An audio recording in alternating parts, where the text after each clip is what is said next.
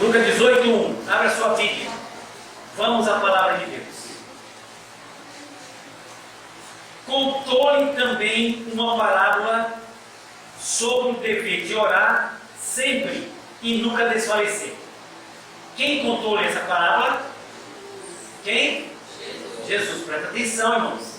Porque aqui nós vamos para a casa do Senhor adorar na beleza da sua santidade, contemplar a formosura do Senhor estampada no rosto dos irmãos. Eu fico pensando, irmãos, como é que a Bíblia diz assim? Alegrei-me quando me disseram, vamos à casa do Senhor, para quê? Para adorar o Senhor na beleza da sua santidade. Nós íamos adorar, e aí cantamos, adoramos a Deus, aleluia. Contemplar a formosura do Senhor, mas como contemplar a formosura do Senhor? Estampada, aleluia, na fisionomia de cada crente, glórias a Deus. Porque quando eu olhar para o irmão, eu tenho que ver quem? Cristo Jesus nos irmãos, glórias a Deus. Aleluia. Contemplar a formosura do Senhor, e disse o salmista, aprender no seu santo templo. Então nós, quando nos dispomos a vir para a casa do Senhor, o que você vai fazer na igreja? Eu vou adorar o Senhor na beleza da sua santidade. Ele é santo, glória a Deus.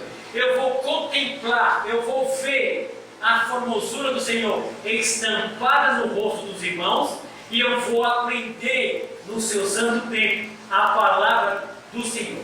Então, por isso que eu fico preocupado quando estou pregando, lendo a palavra, a explanação da palavra, a explicação da palavra, ela tem que trazer sabedoria a todos nós.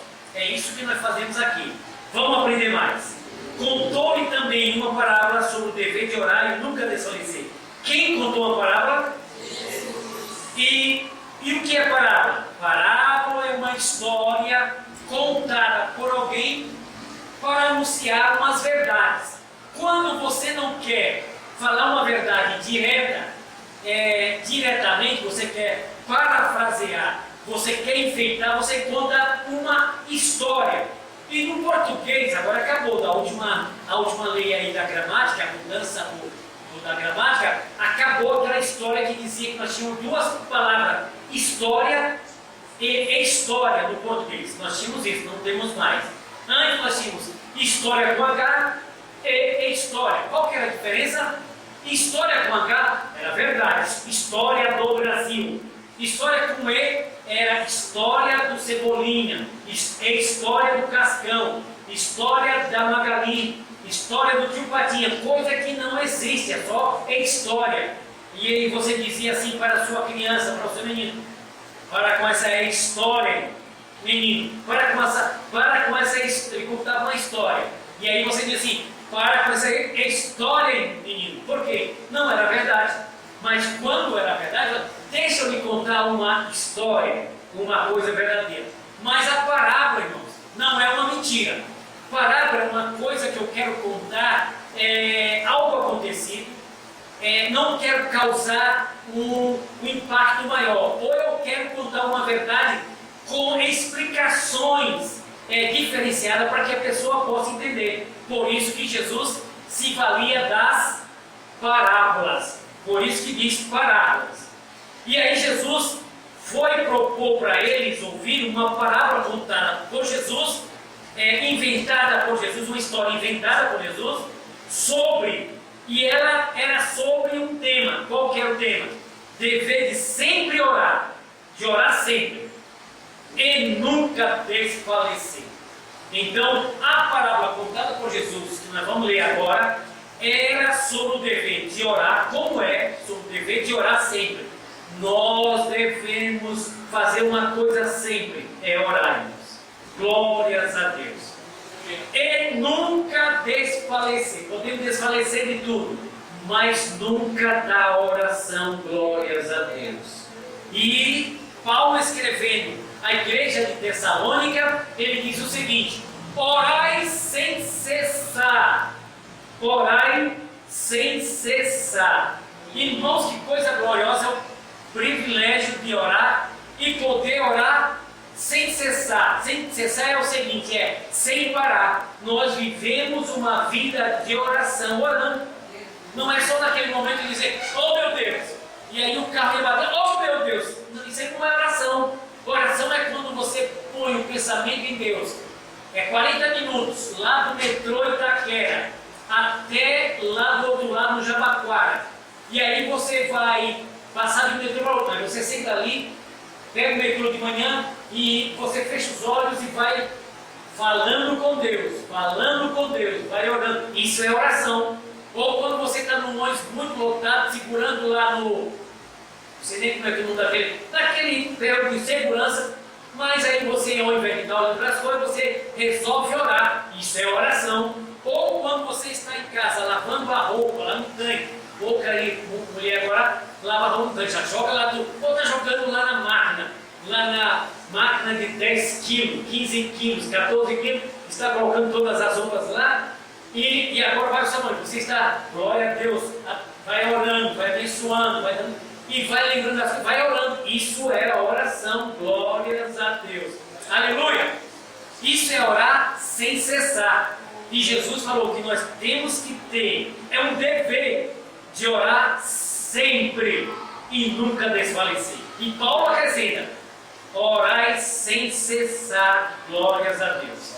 Verso 2, dizendo, Jesus disse assim, havia numa cidade um certo juiz, que nem a Deus temia, nem respeitava o homem. Havia também naquela mesma cidade uma certa viúva que ia ter com ele, dizendo, dois pontos, porque ela dizia, ia ter com ele dizendo, faze-me justiça contra o meu adversário. E por algum tempo, não diz o tempo determinado, mas por algum tempo, não quis atendê-la. Mas depois disse consigo, ainda que não tema a Deus. É um rei, é um juiz iníquo, diz que é um rei, um juiz iníquo. É um juiz sem temor a Deus, ainda que não tema a Deus. É um homem que não teme a Deus, nem respeita os homens, e não tem amor aos homens, um homem completamente sem coração. Verso 5, todavia, como esta viúva molestar, ela vem todo dia à minha porta bater, ela já tira a minha paz, todo dia ela vem lá, hei de fazer-lhe justiça, para que enfim não volte e me importune muito. E disse o Senhor, Jesus terminou a parábola e disse para aqueles que estão ouvindo a parábola do orar sempre e não desfalecer, disse o Senhor, ouvi o que diz o injusto juiz, E disse o Senhor, verso 7, e Deus não fará justiça aos seus escolhidos, que clamam a Ele de dia e de noite, ainda que tardio para com eles. Mas o verso 8 ainda diz assim, digo-vos que depressa lhes fará justiça. Palavra de Jesus, promessa dele, afirmação do próprio Cristo. Eu vos digo uma coisa, que depressa Deus lhes fará justiça. A quem, irmãos? A quem? Vamos entender, volta o verso 7. E Deus, eu pergunto, e Deus não fará justiça aos seus que clamam a Ele de dia e de noite? Aqueles que oram de dia e de noite, sem cessar, que oram sempre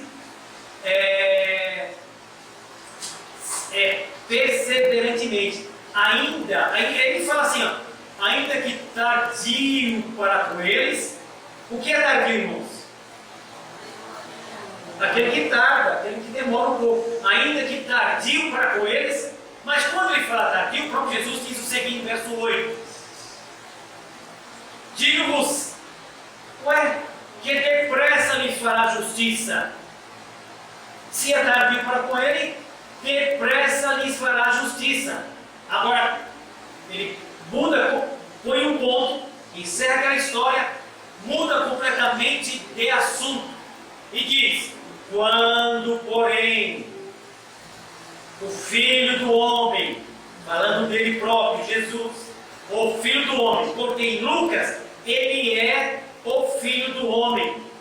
Porventura achará fé na terra? Irmãos, o que nós aprendemos pela palavra de Deus, que nós, até as pessoas dizem, são os últimos tempos, só resta uma coisa: Jesus está voltando. Aliás, as pessoas já nem falam mais da volta de Jesus. As pessoas perderam tanto temor, não temem mais a Deus e nem esperam mais a volta de Jesus. E outras nem querem mais a volta, querem prosperidade aqui na terra. Mas a Bíblia fala nessa parábola, irmãos, dos seus escolhidos. Quem são os escolhidos de Deus? Não foram vós que escolhestes a mim, disse Jesus. Disse Jesus. João capítulo 1, verso 12, está escrito assim, irmãos. Presta atenção. O Filho do Homem se manifestou, o Filho se manifestou, o Verbo se fez carne e se manifestou entre os homens. Ele veio para os seus. Quem? Os judeus. Os judeus esperavam Jesus. Os judeus, desde que se entenderam como gente, sempre estavam esperando o Messias, que viria, aleluia, prometido nas Escrituras, que ia nascer de uma das... Tanto é que as mulheres lá, elas ficavam esperando que ela fosse a mãe do Messias, todas elas, e que fosse o primogênito e que aquele fosse o Messias. Mas diz a Bíblia que o Messias se manifestou, veio para os judeus, porque Jesus nasceu da tribo de Judá, e da tribo de Judá nasceu em Belém, Efrata, da tribo de Judá, nasceu de uma virgem, lá na Judéia. Ele foi para Jerusalém e ele foi crucificado lá, e o povo judeu não receberam a Jesus. Sabe por quê? Porque no capítulo 1 de João está dito que veio para os seus, e os seus próprios, do próprio sangue, filho de Abraão, da própria carne, da própria linhagem, filho do filho de Abraão, e foi nascendo até vir Jesus, não receberam a Jesus. Bateram as costas, bateram a porta na cara de Jesus. No próprio nascimento de Jesus, Maria não encontrou nenhuma estalagem para Jesus, para dizer realmente que o Messias foi rejeitado pelos judeus. Jesus foi rejeitado desde o seu nascimento até a sua morte. Crucificaram-no. Até no julgamento de Pilatos, perguntaram para os judeus: o que é que eu faço para Barrabás, para Jesus? Crucifica-o. Crucifica. Quem vos quereis que eu vos solte? Solta-nos Barrabás. Foi o que disse a multidão. Multidão de quem? De egípcios? Multidão de romanos? Ou multidão de judeus? Os judeus, os próprios de Jesus. Eles não quiseram a Jesus e gritaram uma só voz, citado pelo sacerdote: diga, crucifica-o, crucifica-o, crucifica-o. E aí puseram umas costas no ombro de Jesus e fizeram andar até o Gólgota, e lá pregaram o Senhor, aleluia. E até diz um ditado por aí: as únicas coisas que tem no céu que foi feita pelo homem são as marcas dos cravos nas mãos de Jesus e nos seus pés. É a única coisa feita pelo homem que está lá na glória. Está agora lá na glória. Aleluia! Oh glória! E os judeus rejeitaram a ponto de crucificar. E graças a Deus que Jesus aceitou. Diz ele que não teve por usurpação ser igual a Deus, mas aniquilou-se. Ele aniquilou-se a si mesmo. Tomou a forma de homem. Ele tomou a forma de nasceu de uma virgem. Maria nasceu e foi colocado numa manjedoura. Ele tomou a forma de humilhou-se até ser homem. E como homem ele obedeceu a Deus. E como? Porque quando lá no horto, lá no jardim do Getsemane, quando estava orando, ele pedia: Pai, se possível, passa de mim esse cálice.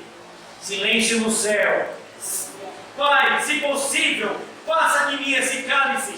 Silêncio no céu. Nenhuma resposta. Aí Jesus entendeu que Deus não iria passar o cálice dele, teria que beber. E Senhor, então faz a tua vontade. E quando lá crucificado, ele diz o seguinte: Pai, a tua vontade foi feita, tudo está consumado, glórias a Deus. Aleluia! Oh, glória! O certo é que os judeus não receberam, mas nós, aleluia, quando foi feita a pergunta, quem quer aceitar Jesus no culto? E aí eu me lembro com 16 anos, eu quero aceitar esse Jesus. Aceitei esse Jesus e mas diz a Bíblia o seguinte: não foram vocês que me escolheram. Eu até pensei que quando eu entrei na igreja, eu vim para escolher Jesus. Mas na verdade era o contrário. Era Deus usando alguém para me trazer para a igreja, a mim trazer à igreja. E com 16 anos, com o cabelo black power, eu sentei lá no fundo e alguém pregou, passou ali, pregou a palavra de Deus, e eu aceitei Jesus. Deus estava me escolhendo, Deus estava escolhendo você. Não foram vocês que me escolheram, mas eu escolhi a cada um de vocês. Nem o Alan, que está aqui pela segunda vez, Alan, quarta vez, aleluia, nem ele escolhe a Deus. Mas sabe o que Deus fez? Escolheu a sua esposa. E agora, através dela, está escolhendo o Alan. O Alan é o escolhido de Deus, diz a Bíblia Sagrada. Aleluia! Glórias a Deus. Porque está dito no verso 7 de Dória: e Deus não fará justiça aos seus escolhidos. Quem são seus escolhidos? Oh, glória! Oh, glória! Glórias a Deus. Aqui é uma reunião de escolhidos de Deus. Aleluia! Que o mundo não entende, irmãos. O mundo não entende. Vai dizer amanhã lá no serviço: eu sou escolhido de Deus. Ele vai dizer assim: tu, comedor de feijão, tu trabalhando aqui conosco, escolhido de Deus. Ele não entende porque isso é mistério. Foi revelado a nós, a quem o Filho quiser revelar. A salvação é revelada, irmãos. Não é para qualquer um, não, comedor de feijão, não. É só para aquele a quem Deus escolher. Glória a Deus. No meio da sociedade, irmão, até hoje, e Ele continua revelando, salvando, aleluia, escolhendo os homens. Oh, aleluia! Ei, glória a Deus, aleluia! Aleluia! Glória a Deus, aleluia! Glória a Deus, aleluia! Deus continua escolhendo os homens. Eu lembro que quase 10 anos, quando esse ministério foi aberto, essa igreja foi aberta aqui, aí apareceu lá um casal convidado pela a Sheila, o irmão Francisco e a irmã Irene, estão até hoje conosco. Sabe o que Deus faz? Deus escolhe com o seu dedo. Glória a Deus, aleluia. Nós fomos escolhidos a dedo. Eu vou comprar esse com meu sangue, vou comprar aquele, vou comprar aquele. Mas por quê? Pura graça, irmão, pura graça. Nós não somos merecedores, não é de nós. Não somos melhores do que ninguém, simplesmente porque Ele quis fazer assim comigo e com você. E aí nós só podemos reunir aqui no domingo, juntar aqui uns instrumentos e começar a dar glória a Deus e agradecer. Senhor, eu te agradeço por tamanha salvação. Eu te agradeço, Senhor. Só podemos adorar a Deus. Aleluia. Mas vamos voltar aqui para a parábola. Para a parábola, ainda tem alguns minutos. Jesus contou uma parábola sobre o dever de orar sempre. Aleluia! E nunca desfalecer. E ele já sabia que os escolhidos clamam a Ele de dia e de noite, lá no serviço, no ônibus. Há momento que a gente vai ficar orando. Aleluia! E agora, irmão, costumeiramente eu estou perdendo o sono. E quando eu olho no relógio, não, esse aqui não, no celular, não é que é sinal de relógio. Quando eu olho no relógio, 3 horas da madrugada. E aí eu tento dormir outra vez, não consigo dormir. Eu falei: já sei. Levanta e vai orar, vai clamar pelo meu povo. Vai clamar porque clama a Ele de dia e de noite. Ele pode ser tardio nas nossas horas, nas respostas, mas na justiça, versos 8. Digo-vos que depressa lhes fará justiça. Glória a Deus.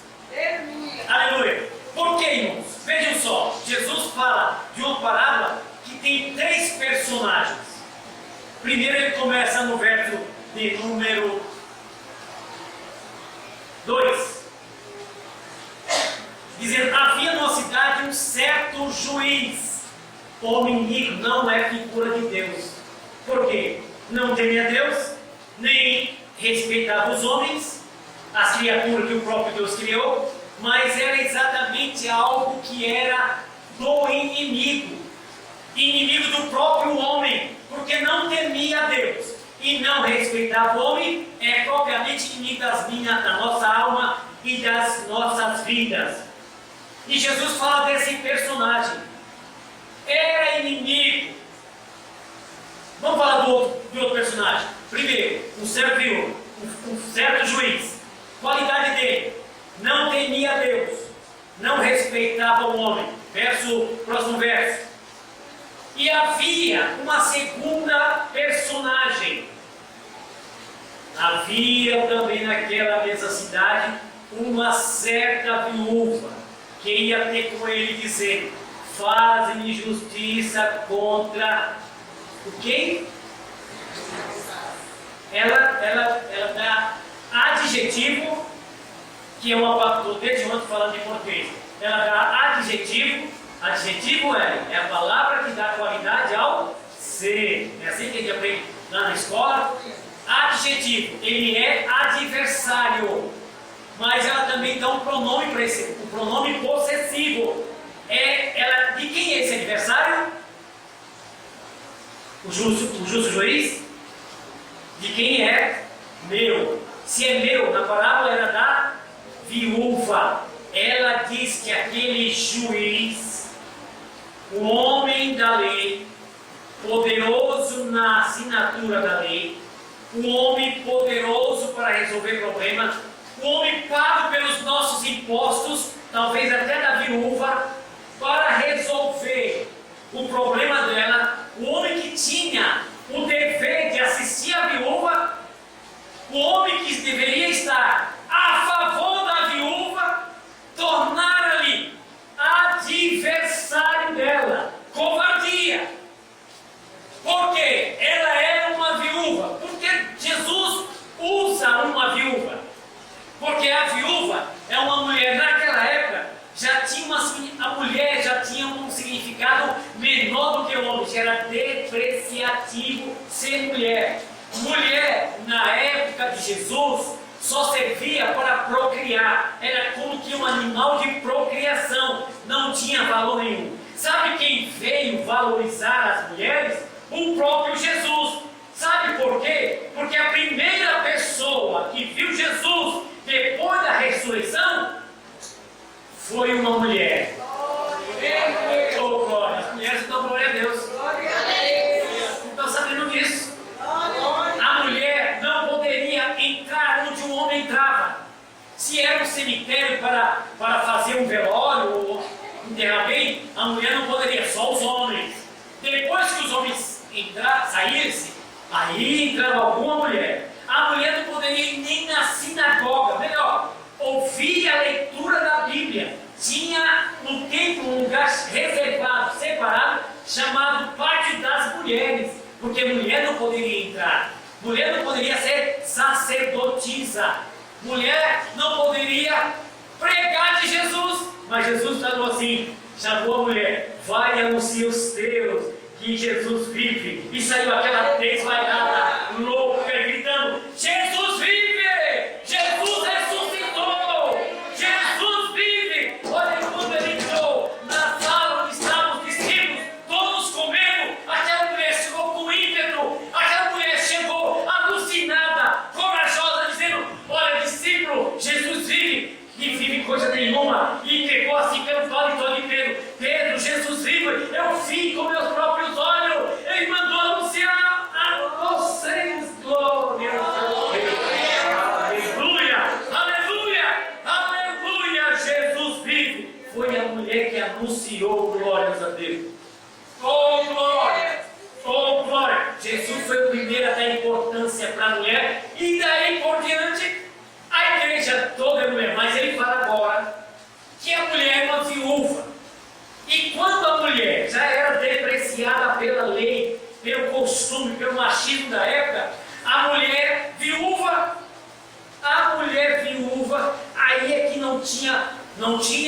Família, não tinha pensão do INSS para o marido que morreu, não tinha nada. Ou a mulher ia para a prostituição, ou a mulher era sustentada por um filho. Mas aí não dá a entender que ela tinha filho. Na parábola não fala desse personagem. Foi no verso 3, 4. De algum tempo depois atender ainda. Não, 5. Todavia faz. Não, 6. Não tem outro personagem. Filho dela. Diz que era uma viúva. Irmãos, imagina, morreu o marido daquela mulher. Ela tinha alguns direitos. Aleluia. Que estava na mão do seu adversário. E existia um juiz que poderia fazer alguma coisa. Só que aquele juiz não temia Deus e nem respeitava os homens. Ou melhor, ele vivia na mordomia. Possivelmente é um dos nossos representantes lá em Brasília, juízes, que ganha as fortunas, mas não resolve as causas dos pobres. É a mesma coisa, vivia na corrupção. Essa é a grande verdade. Mas o sábio que fazia aquela mulher, eu só vim pedir uma coisa: faz justiça contra o meu adversário. Eu preciso dos bens do meu marido, da pensão, eu preciso dos direitos. Eu estou passando fome. Faz justiça contra o meu, só o meu adversário. Existia um juiz, existia uma viúva, existia o adversário da viúva. O que é adversário, irmãos? O que é adversário? Nós sabemos, nós brasileiros, que aí está no sangue dos brasileiros, das crianças que jogam futebol. Tem um time e tem um outro time. Claro, se eu estou nesse time, o outro time é meu adversário. Geralmente é assim. Se é a seleção brasileira que vai jogar contra outro país, é o nosso time, é o Brasil. O outro é o adversário. É aquele que opõe, o opositor, o adversário. Portanto, aquele homem que tinha o poder de fazer, de dar os bens àquela mulher, era chamado de meu adversário. Meus irmãos, essa palavra, ela reserva para nós uma grande verdade. Nós que somos escolhidos de Deus, cada um de nós, temos algo em comum: um adversário das nossas almas, que não quer nos dar bem, não quer se dar bem conosco e nem pode dar, nem queremos. No entanto, ele vai ser eternamente os nossos adversários, ou adversário da nossa alma. Adversário não quer ver bem dos outros, não, irmãos. Você acha que o adversário quer ver o bem do outro? De jeito nenhum. Ele quer ver aquela viúva morrer de fome, sem direito, chorando as mínguas, torcendo para que ela se acabasse. Mas sabe o que ela fazia? Ia à casa certa do juiz que tinha o poder. Até que ele sentia-se molestado. Eu já não aguento mais. O WhatsApp só aparece coisa dela. As correspondências só dela. E quem vem na minha porta é só ela. Sabe qual que era a mensagem? Faz justiça contra. Era só isso. E o que queria dizer Jesus com essa palavra? Exatamente. Que nós, irmãos, a igreja do Senhor, a viúva que é a igreja, aleluia, deve se pôr, aleluia, na presença de Deus, pedindo justiça contra o adversário das nossas almas. Como que nós vamos vencer as nossas causas? Clamando a Jesus, clamando ao Senhor, aleluia. As bênçãos que é de direito, Jesus já prometeu para mim e para você. Glórias a Deus, aleluia.